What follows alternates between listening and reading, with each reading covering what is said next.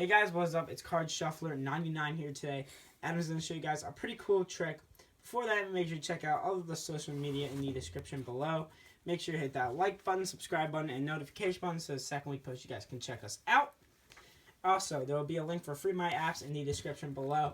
So, click that link, download free apps, then get gift cards, and then with those gift cards, you get whatever you want, Amazon, iTunes, and then with that, you get like a deck of cards or maybe like an app you always wanted on the App Store because, your parents never gave you money or something. But anyways, let's get into the trick. All right, Robert, I have a joker here, and this is going to be our helper joker, so this is going to help us select your card. So I'm going to have you hold on to it. What I'm going to do is I'm going to riffle down the deck, and you can go ahead and place it in wherever you want. So go ahead. Okay, wherever I want? Wherever you want, bro. I want right there. You sure? Right there? Yeah. Is that where you want it? Yeah. Let's take a look here. There it is, the joker, and this is the card that you selected here. Once again, we can take the joker, we'll set it off to the side, and let's see the card that you selected, in this case, the 10 of diamonds. So go ahead and sign the 10 of diamonds for me, my friend. Okay. Yeah, just sign that for me. Okay.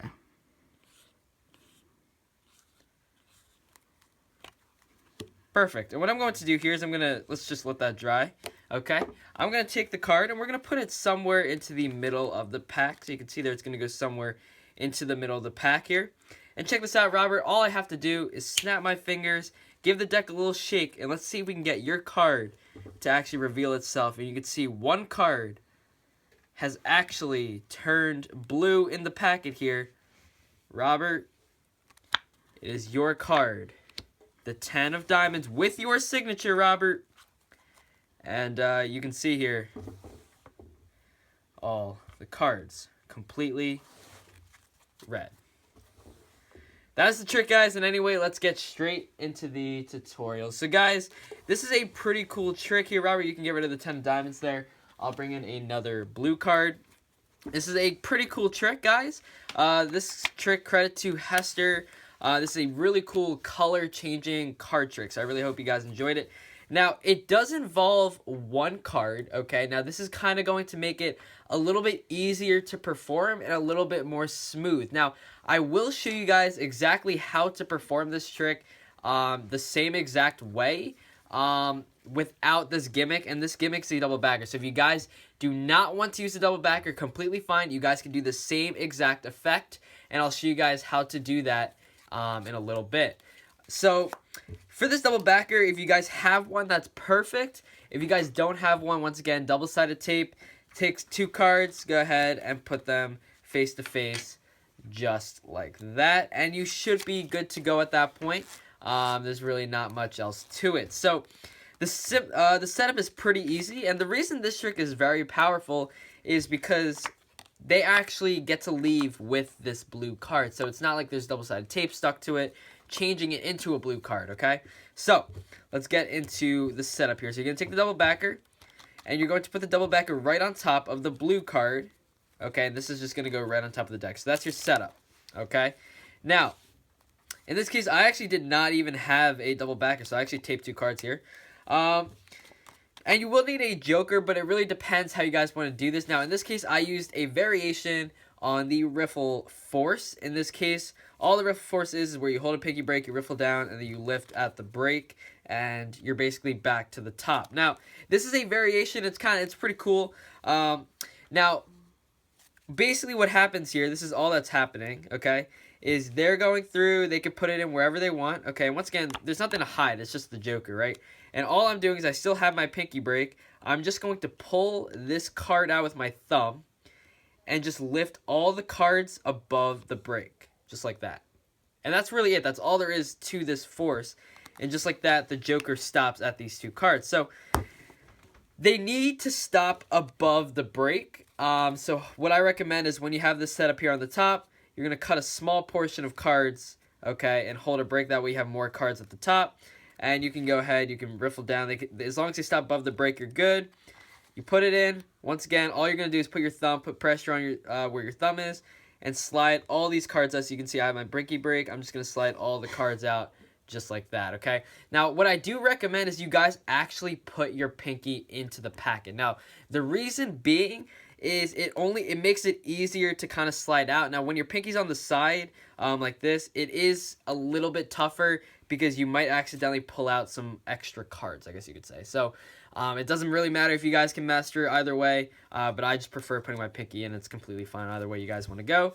But that's just a simple way to force the cards instead of your standard riffle, and you're done with the Joker at that point. So all you're going to do is force this card and bring it to the top. Now, you can use any force, really. However, they can't actually select the card, obviously, because you need to force these 2 cards on the top. Now, at this point, you will need to do a double lift. Now, if you guys are going to use 2 cards here, it is going to take time to master a double lift, obviously, with 3 cards, because if you have 2 cards taped here. But you do need to get a double lift, and with the double backer, that double lift actually allows, you can see there, 5 of clubs, right? This is a blue card. But because you have a double backer here, the double backer just flips over, so there's no evidence left behind there. And they can sign this card so long as they don't flip it over. You just have your double backer here. Now, once again, you don't need a double backer. I'll explain that in a little bit, how you can do the same thing. Now, at this point, all you have to do is once they're done, you're going to flip over the deck, and you can just put it somewhere into the middle. Now, obviously, you don't want to flash this card on top, so you just put it somewhere into the middle. It doesn't matter. That you could have them, you could riffle down if you wanted to, have them say stop, and you can just put it into the middle, right? Snap your finger, give it a shake, whatever you want to do, and bam, their card turns blue. And the reason this is cool is because their card is legitimately blue, okay? So it's not like this card is stuck to any other card or anything like that. Now, you do have some evidence at the top, and you knew, I'm not sure if you guys noticed, but in the performance, I did actually spread the cards face up. So, the way you're going to do this, you can spread it face down, obviously, because it is a double backer. But to do it face up, what you're going to do is you're going to flip it over. You're going to hold your hands just like this, okay? And all I'm doing with my fingers here is I'm actually just pushing the card over to the side, just like that. So I push the double backer over. And what this allows is if I actually spread the cards, now obviously this is an exposed view here, but if I spread the cards out, it'll actually hide that double backer, okay? Now, obviously when you're going to push this over, make sure it's as straight as you can make it. Because if it's kind of off here and you give it a spread, it can flash, obviously, okay? But you don't have to do that, obviously. It's just a little add-on. Now, I'm going to explain how you can do the same thing without the aid of a double backer, okay? So let's get rid of the double backer here. I'm just going to use a normal red card, okay? This is a normal red card, okay, and a normal blue card. Same thing. I'm going to start with the red card on top of the blue card, okay? And you can do the same Joker force if you want to. It really doesn't matter, but you just need to get these cards right back to where you started, I guess. Now, if you're going to do this without a double backer, it's not as powerful, and the routine is slightly skewed, I guess you could say. But if you don't use a double backer, there's no evidence left behind with a double backer, okay? So you have this on top, okay? Just like that, that's your setup. Have your Joker here, same thing, cut off a small portion of cards, okay? Just like that. And once again, you put it in above the break. Just lift off just like that. You could show the Joker there and just bring those cards back to the top. So just like that, you forced it. Now, at this point, you do a normal, typical double lift, okay?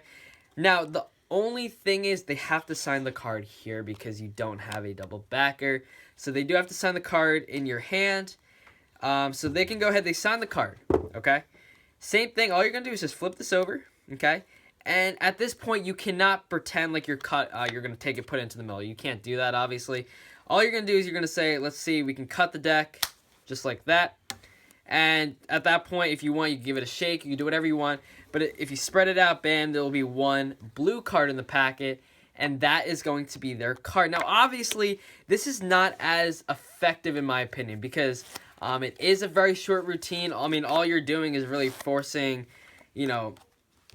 forcing a red card on top of a blue card, flipping it over, having them sign the blue card, flipping it back over, and cutting the deck. That's really all you're doing.